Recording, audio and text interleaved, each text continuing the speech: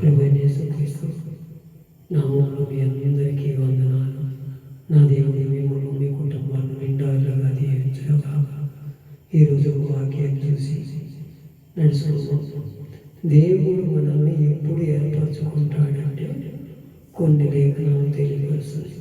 కీర్తన గ్రంథం 139వ కీర్తన 16వ వచనాన్ని నేను చదువుతున్నాను. నేను పిండమునై ఉండగానే నీ కన్నులు నన్ను చూచెను. నీవు నియమించబడిన దినములలో ఒకటైనను కాకముందే నా దినములన్నీ నీ గ్రంథంలో లిఖించబడినవి అని కీర్తనాకారుడు రాస్తున్నాడు. ఇప్పుడంట మనం ఏర్పరచుకున్నాం. మనల్ని తల్లి గర్భంలో రూపించకుంటే నిన్ను నన్ను కూడా ఏర్పరచుకున్నాడు. నీకు ఏది కావాలో, నీకు ఏది ఇయ్యాలో, ఏది తీసుకోవాలో నీలో నుంచి ఆయనకన్నీ సమస్తము తెలిసి మనకి కొన్ని ఇస్తాడు. అది నిలుపుకోగలముగా నిలుపుకోలేమా అని కొన్ని మనల్ని పరీక్షిస్తాడు దేవుడు. మనం అన్నీ కూడా మనం నిలుపుకోగలిగితే, అవన్నీ కూడా మనము జాగ్రత్త చేసుకుంటే అవి మనల్ని కోటిస్తానికి ఇష్టపడతాడు.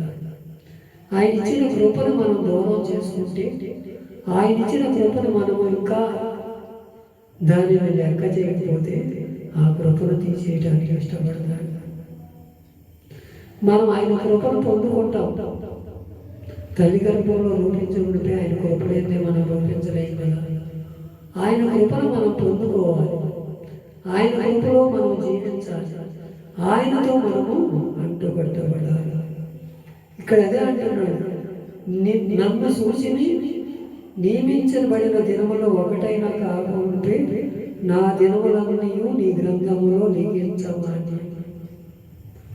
మనకి ఏది కావాలో, ఏది చేయాలో అన్నీ ముందరగానే ఆయన రాసుకున్నాడు. అక్కడ నీకు నాకు ఏది ఇవ్వాలో, ఏది తీసుకోవాలో అన్నీ కూడా ఆయనకు తెలుసు.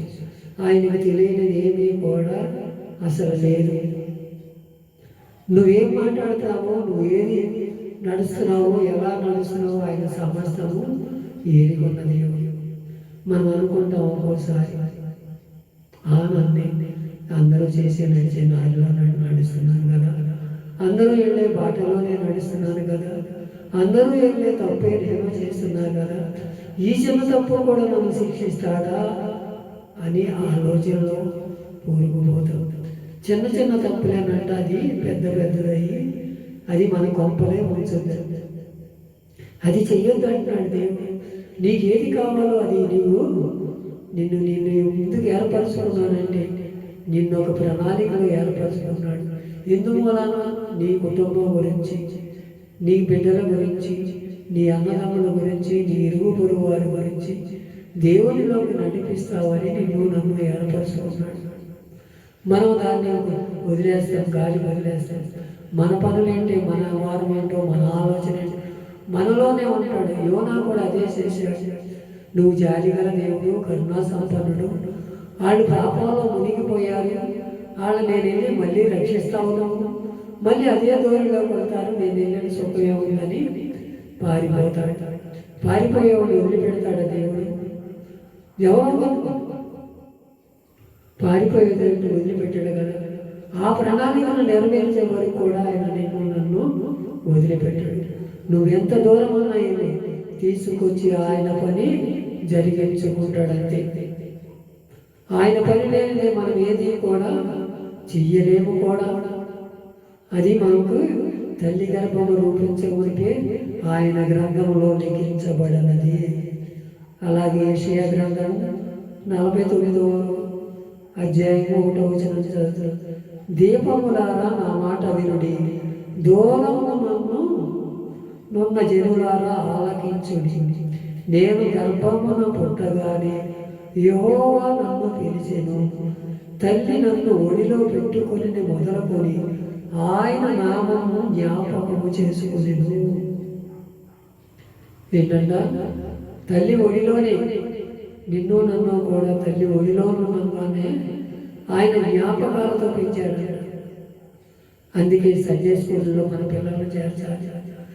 మొదటి నుంచి మానై మొక్కై వంగని మానై వంగుద్దా అని అవునే శాస్త్రం ఉన్నది.